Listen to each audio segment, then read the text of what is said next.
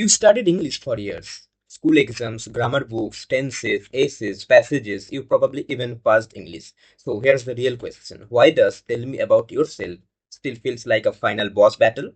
Why? How is it possible even after studying English for so long? Your brain says, I know this, but your mouth says, let's be honest. This is not just your problem. This is the reality for millions because most people were taught English as a subject, not as a skill. You learn to pass exams, fill in the blanks, write answers, memorize grammar, but nobody truly trained you to think in English, speak in English, live in English. So when real conversation happens, your brain panics. Now add another problem, fear.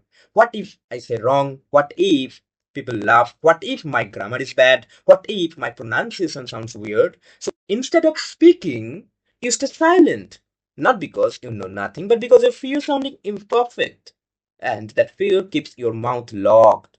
Then comes another hidden problem, translation. You think in your native language, translate it into English, check grammar, panic, and then the conversation is already over.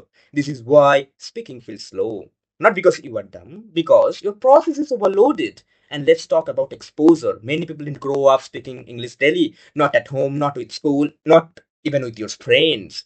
So how can fluency grow without repeated use? A language is like a muscle. If you only study it but never use it, it stays weak. And here's the truth. Many people are waiting to sound perfect before they start practicing. That is like saying I will go to gym after I become fit.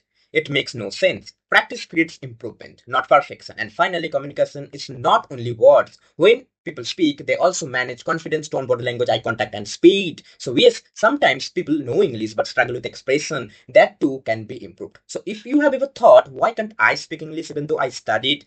Here the answer. It may not be laziness, it may be wrong learning, long exposure, fear, overthinking, lack of practice.